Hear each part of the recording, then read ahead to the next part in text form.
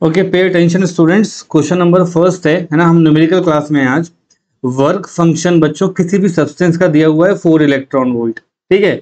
Longest wavelength जो photo electron बाहर निकाल देगी बच्चों, इसको बोलते हैं थ्रेशोल्ड वेवलेंथ।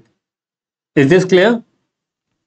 तो मेरा ये सोल्यूशन पार्ट में देख लो आप, अपन बड़े आसानी से समझ लेंगे चीज़ों को बच्चों। जो फर्स्ट नंबर वाला प्रॉब्लम है ना, उसकी तरफ ध्यान दो। वर्क फंक्शन का फॉर्मूला होता है, बोलो कोई भी बच्चा, एच न्यू नॉट होता है, उसको h c by lambda naught कर सकते हैं, है ना बच्चों। जब लैम्डा आपको निकालना होता तो कैसे सॉल्व करते हो आप लोग?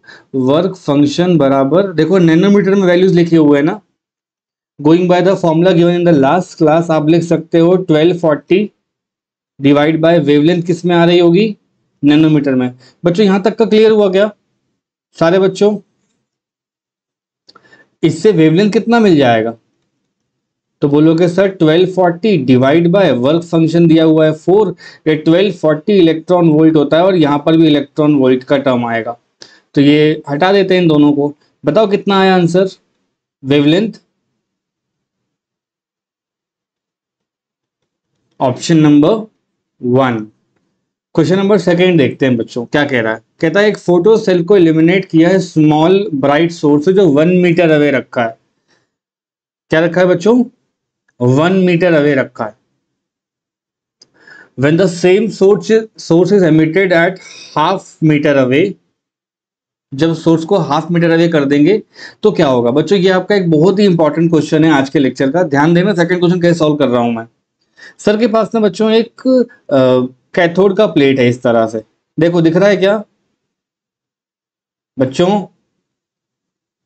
कैथोड है ना, तो कैथोड का जो प्लेट है, उस कैथोड के प्लेट को ऐसा अज्यूम कर लो कि इस कैथोड के प्लेट पे से एमिशन किया जा रहा है, और फर्स्ट टाइम जो एमिशन कराया उस एमिशन पर 1 मीटर दूर बैठा हुआ सोर्स है, सोर्स S1 कर लो। फिर क्या कहता है, इसको हाफ मीटर दूर रख लिया, तो इसको आधा दूर रख लो। अपन अगर कोई मतलब जनरल लैंग्वेज में बात करूं, अपन कोई टॉर्च वगैरह भी लाइट अप करते हैं तो 1 मीटर दूर से जितनी रोशनी आ रही होगी, हाफ मीटर पे बच्चों ज्यादा ही आ रही होगी ना। आप सोचो ज्यादा इंटेंसिटी होगा, तो ऐसा साफ समझ में आना चाहिए कि भैया इंटेंसिटी यहाँ पर ज्यादा है। हम लिख सकते हैं intensity 2 is greater than intensity 1। किस किस को आया है समझ में? और यहाँ लिखा हुआ है देखो, the number of electrons emitted at photo electrons, तो नंबर ऑफ इलेक्ट्रॉन्स क्या जाएंगे? तो क्या मैं आपसे पूछ सकता हूँ बच्चों, I proportional to capital I होता है, ये क्या जानते हो आप लोग? अरे हाँ ना, तो बोल दो एक बार, क्या ये ग्राफ बनवाया हुआ है सर ने कभी भी? इंटेंसिटी बढ़ाते हैं तो फोटो करंट भी बढ़ता है ना बच्चों। तो इंटेंसिटी इंटेंसिटी किस फैक्टर से बढ़ रही है वो अपन को पता करना है। नंबर ऑफ फोटो इलेक्ट्रॉन्स, हालांकि वो फोटो करंट के बारे में पूछ रहा है आपसे, फोटो करंट के बारे में। 12th के बच्चों ध्यान दो, ये प्रीवियस ईयर सा क्वेश्चन पूछा गया है। अब मुझे आपको एक हिंट देना है। मान लो कि राज सर अभी ये सोर्स 1 डिस्टेंस पे बैठे हैं, तो इंटेंसिटी का एक जनरल फॉर्मूला होता है, वो कॉपी में नोट कर लेंगे सब लोग। इंटेंसिटी इज डिफाइंड एज जो भी एनर्जी रेडिएट की जा रही है per unit area per unit time. और कोई भी लाइट सोर्स अपने सारे डायरेक्शन बच्चों लाइट फेंकता है, इसका मतलब पता है क्या है? जब इसका एरिया देखने आओगे तो आपको स्फीयर का एरिया देखना होता है। तो मेरे कहने का मतलब है intensity is inversely proportional to 1 by, ये एक आर का स्क्वायर हो जाता है। ये है अपना लॉजिक। देखो नीचे आ रहा है ना एरिया, और एरिया किसी का भी होता है बच्चों स्क्वायर में ही आता है। So this is the logic you need to apply, that current was proportional to intensity. पूरी दुनिया जानती है, और इंटेंसिटी के नीचे यहाँ पे आर स्क्वायर आ रहा है। अब बच्चों आर को अगर मैं कम करता हूँ तो इंटेंसिटी पे दोनों पे क्या फर्क आएगा? तो पूरी क्लास बोलेगी सर जी अगर आपने आर को कम किया तो करंट बढ़ेगा और इंटेंसिटी भी बढ़ेगी। अब ये स्क्वायर लिखा हुआ है, स्क्वायर का मतलब अगर हाफ करूंगा तो मुझे 4 टाइम्स का चेंज मिलेगा। तो यहाँ लिखा है देखो ऑप्शन में, increase by a factor of 4। किस किस को आया है समझ में बच्चों? सेकंड क्वेश्चन को एक बार और समझा देता हूं मैं। मान लीजिए थोड़ी देर के लिए कि कोई आपके पास सोर्स है, कोई आपके पास क्या है बच्चों, इस तरह का सोर्स है। मान लो लाइट वाइट जला रहा हूं मैं सेंटर वाले पॉइंट पे, ठीक है, सोर्स से। तो आर डिस्टेंस पर कितनी इंटेंसिटी होगी वो कैसे मालूम पड़ेगा? तो बोलोगे सर जो भी एनर्जी यहाँ से बाहर निकल रही होगी ऐसा वेव के फॉर्म में, उसी एनर्जी को लिख देंगे एनर्जी, और जो भी पर यूनिट एरिया है वो पर यूनिट टाइम। तो यहां से कोई बच्चा भी कह सकता है कि नीचे 4πr² का टर्म आ रहा है और टाइम का टर्म है, और ऊपर किसका टर्म है, एनर्जी का। इतना डिटेल में आपको डिबेट नहीं करना है। Intensity is inversely proportional to r², बच्चों ये याद रहेगा। और इंटेंसिटी डायरेक्टली प्रोपोर्शनल किसके होता है, करंट के होता है। तो अगर इसको कम करोगे तो करंट क्या हो जाएगा, बढ़ जाएगा, स्क्वायर से बढ़ जाएगा। क्या दिक्कत है आपको इतना समझने में, आया क्या? I2/I1 करना हो अगर मुझे, तो मैं क्या करूंगा, यहाँ पे R1/R2 उसका भी स्क्वायर करूंगा ना। तो कहने का मतलब क्या है, सोचो बच्चों। ये क्लियर हुआ बच्चों? R1 था आपका 1 मीटर और ये था बच्चों 1/2 मीटर। तो ऊपर जाके ये 4 बना लेगा, तो I2 will become 4 times of I1। इतना डिटेल में जाके करना नहीं है, ये इक्वेशन समझिए और एमसीक्यू को एमसीक्यू की तरह ट्रीट करिए। चलो थर्ड क्वेश्चन देखते हैं। थर्ड क्वेश्चन क्या कहता है, threshold frequency of metallic surface correspond to the energy of 6.2 electron volt. जो थ्रेशोल्ड होती है बच्चों, थ्रेशोल्ड फ्रीक्वेंसी है ना, the stopping potential for the radiation is 5 volt. Stopping potential कितना है बच्चों, बोलो? 5 वोल्ट है। तो हमसे बोलता है इंसिडेंट रेडिएशन कहां पर लाई करता है। सो इंसिडेंट रेडिएशन कहां पर लाई करता है, ये अपन कैसे पता करते हैं, चलो इसके बारे में समझते हैं। वही आइंस्टीन की पुरानी फॉर्मूला, बता दो मुझे कोई बच्चा आप में से। बच्चों ये हमारे पास कोई भी एक मेटल सरफेस समझ लो, एक है ना, इस पर किसी ने लाइट को फॉल करा। क्वेश्चन पढ़ लो, क्वेश्चन नंबर 3 दोबारा से। The threshold frequency metallic surface correspond to 6.2 electron volt की एनर्जी को करस्पॉन्ड करेगा, और स्टॉपिंग पोटेंशियल कितना होगा बच्चों, 5 वोल्ट। तो कहने का मतलब ये है कि 6.2 इलेक्ट्रॉन वोल्ट का एनर्जी फॉल कर रहा है बच्चों। एनर्जी क्या कर रहा है बच्चों, फॉल कर रहा है। और यहाँ पे काइनेटिक एनर्जी बाहर जाता है, इसे क्या बोलते हैं अपन लोग, वर्क फंक्शन कहते हैं। इतना क्लियर है बेटा आप लोगों को? हेलो स्टूडेंट्स, यहाँ तक का क्लियर है ना? तो बस आपको इतना सोचना है कि सर ले दे के कोई भी क्वेश्चन होगा ना हमारा, मान लो थर्ड वाला करा रहा हूं, तो घूम फिर कर वो यहीं पर आ रहा होगा, work function plus kinetic energy maximum. बच्चे लोग ये किस में लिखा हुआ है, तो बोलोगे सर जी जूल्स में लिखा है। इसको अगर इलेक्ट्रॉन वोल्ट में कर लोगे तो क्या हो जाएगा, यहाँ स्टॉपिंग पोटेंशियल आने लग जाता है, और कुछ चेंज थोड़ा करना होता है।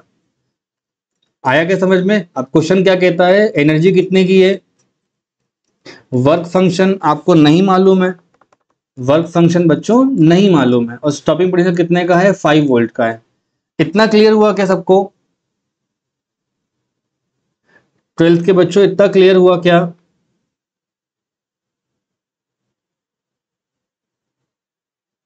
माय डियर स्टूडेंट्स, इतना क्लियर हुआ?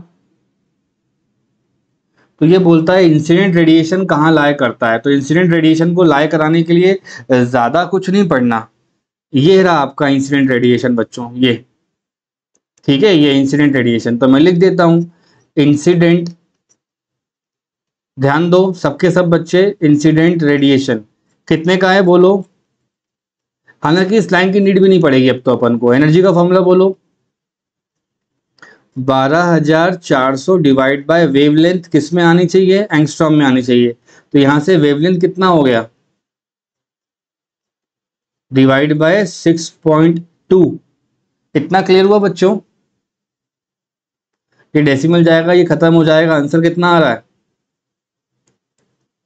2000 एंगस्ट्रॉम। 2000 एंगस्ट्रॉम कहां पर लाई करता है, किसी को आइडिया है अपनी क्लास में, 10th क्लास से बता दो।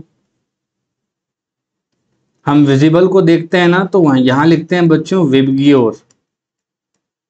रेड के आगे क्या आता है, इंफ्रारेड, और वी के पीछे क्या आता है, अल्ट्रावायलेट। और विजिबल का तो याद करवाया जाता है बच्चों, ये 4000 एंगस्ट्रॉम से 7000 एंगस्ट्रॉम तक रहता है। तो उसके पीछे आऊंगा तो 3000 एंगस्ट्रॉम भी आएगा और 2000 एंगस्ट्रॉम भी आएगा। इसका मतलब क्या है, बहुत लाइकली केस है कि ये यूवी रेज में हो। तो ऑप्शन बस केवल मार्क करना था आप लोगों को। तो पेपर में हो सकता है, देखो विजिबल तो होगा नहीं, इंफ्रारेड तो होगा नहीं, अल्ट्रा वायलेट से हमारी रेज निकल जाती हैं, और हो सकता है कि कहीं कहीं डिबेट में डाल के वो एक्सेस ही मार्क कर दे। फिर लिखा है time taken for a photo electron to come out from the photo surface. तो बच्चों ये ना ये साइमल्टेनियस प्रोसेस होता है, इसको अपन बोलते हैं स्पॉन्टेनियस ही बोल सकते हैं अपन लोग। तो टाइम की पावर माइनस में 10 लिखा है ना, तो ये याद करो, ये न्यूमेरिकल टर्म्स हैं, चैप्टर रीड करोगे तो मिलेंगे ये टर्म्स। किसी किसी बुक में 10 टू पावर -12 भी होता है, 13 भी होता है, यहाँ पर 10 दिया है तो मैं 10 मार्क कर रहा हूँ। ठीक है, 16 तो नहीं होता है, और -1 -2 तो बहुत ही ज्यादा बड़े टाइम हो जाएंगे। तो ये 4 क्वेश्चन अपन को आने चाहिए। ओके स्टूडेंट्स, क्वेश्चन देखो। क्वेश्चन कहता है एनोड वोल्टेज फोटो सेल का फिक्स रखा गया है, वेवलेंथ जो फॉल कर रही है कैथोड पर, है ना। तो ये रहा बच्चों आपका एक कैथोड बना दिया मैंने, एक एनोड बना दिया, सी लिख लिया और ए लिख लिया। आपको अच्छे से पता होगा कि ये फोटो इलेक्ट्रिक इफेक्ट के बारे में बातें चल रही हैं।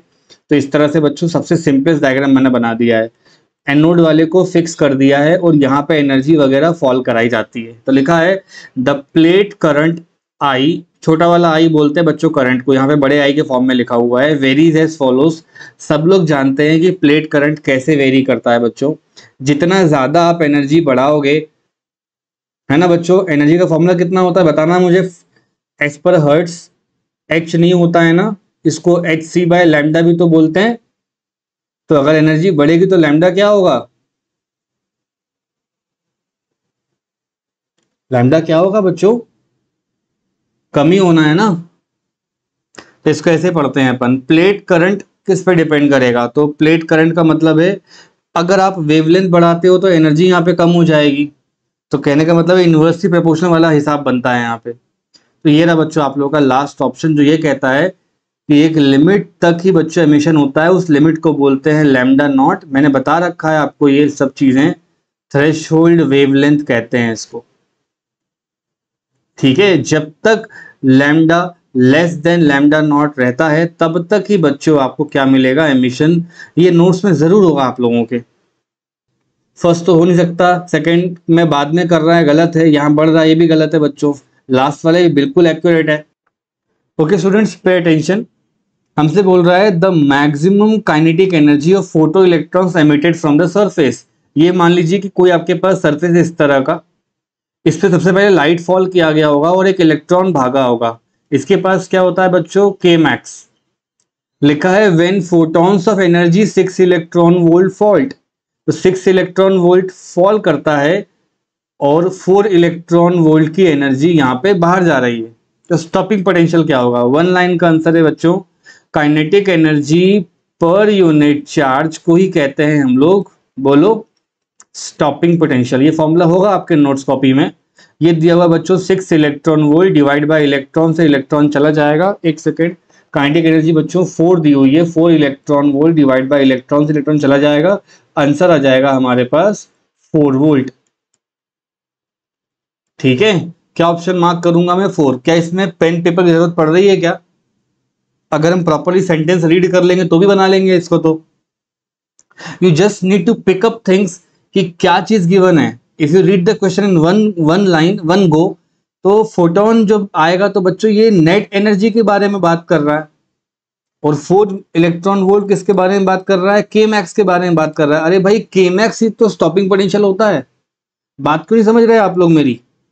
जो के मैक्स का टर्म होता है वही स्टॉपिंग पोटेंशियल होता है, उसमें डिवाइड करना होता है चार्ज का।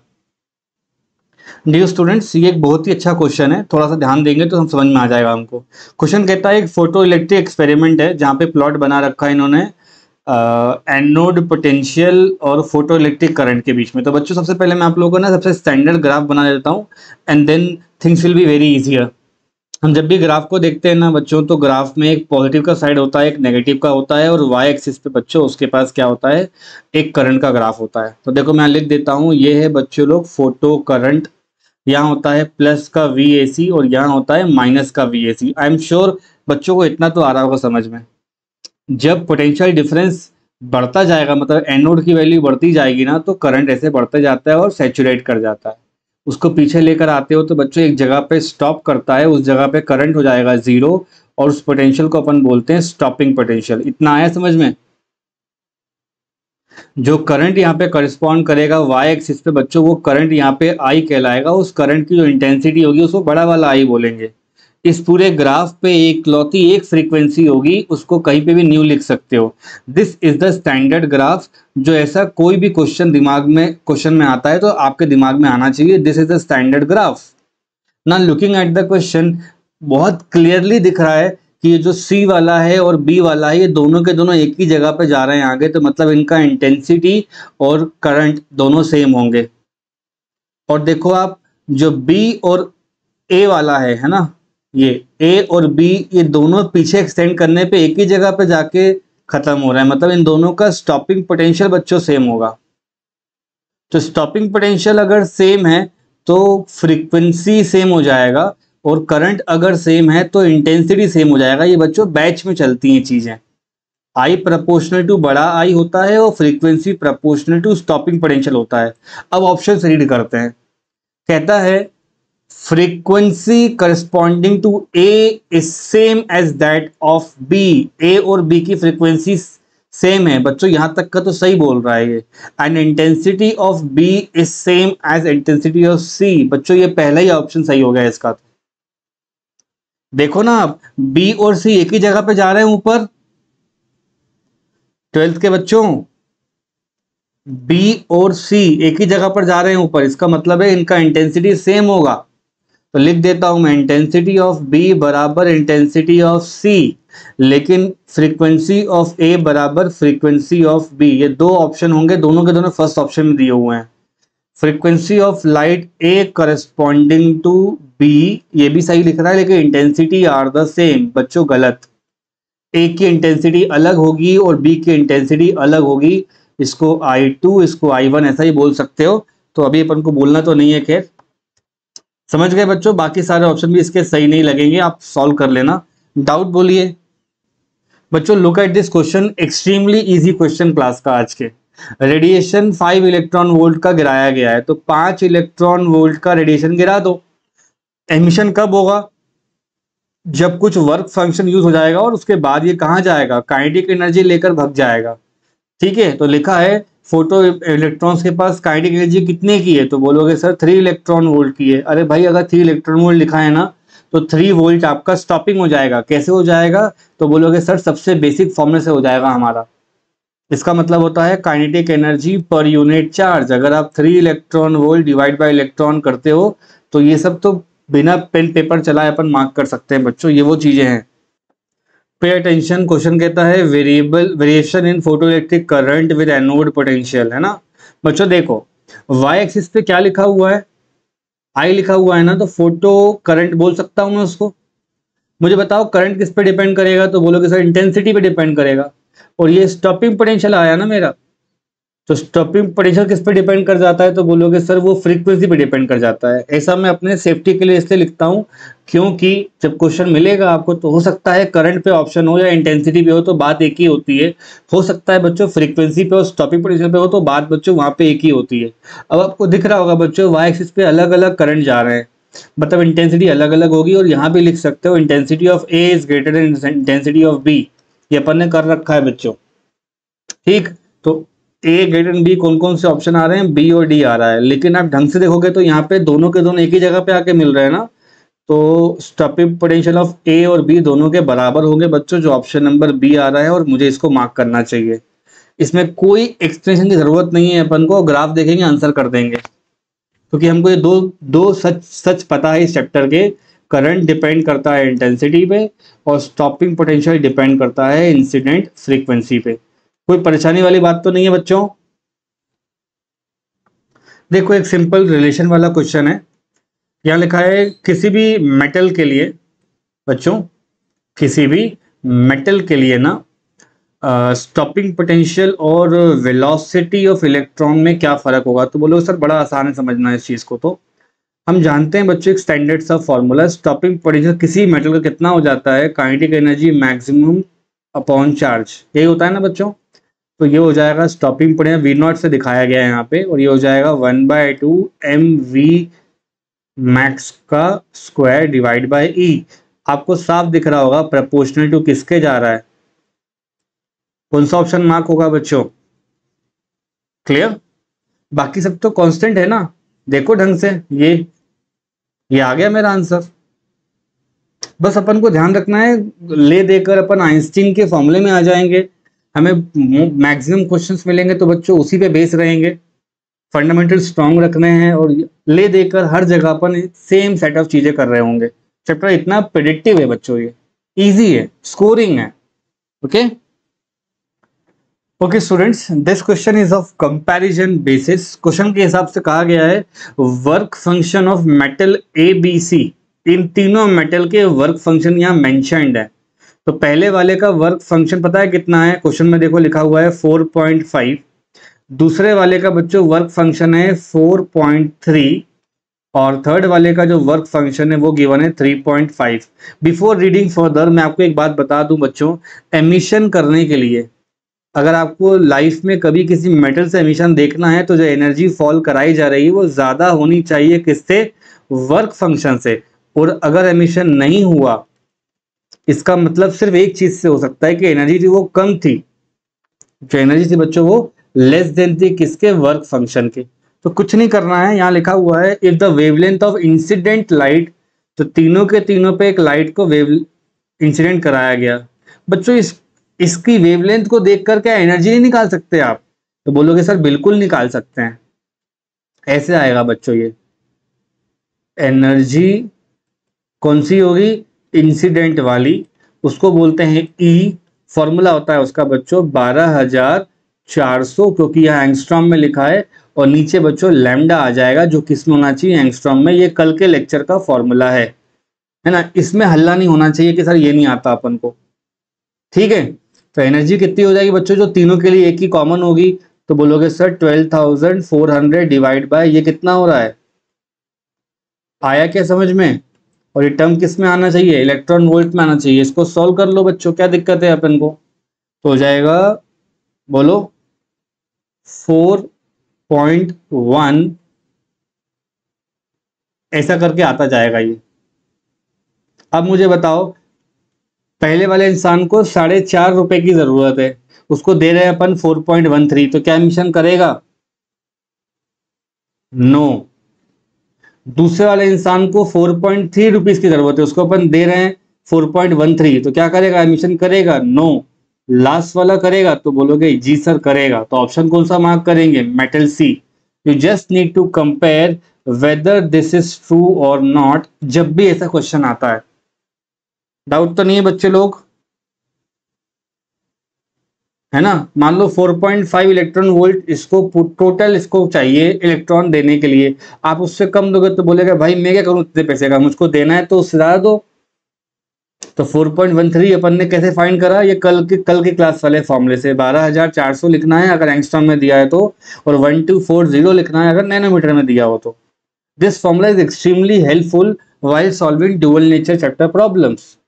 तो इन दिस क्वेश्चन 3 मेटल दे रखे थे, कंपेयर ही करना था बच्चों। लास्ट वाले को केवल 3.5 रुपए की जरूरत है, तो उसको आपने 4.13 रुपीज दिए तो इलेक्ट्रॉन दे देगा भाई, आसानी से दे देगा वो। तो मेरी बात समझ रहे हो क्या बोला मैंने अभी?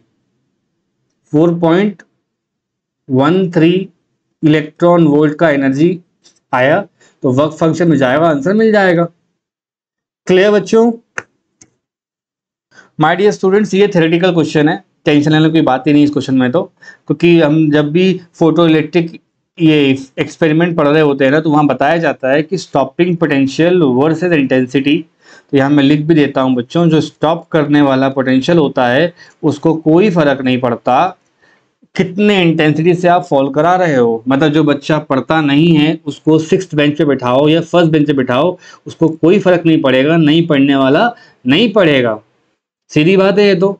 Stopping potential is independent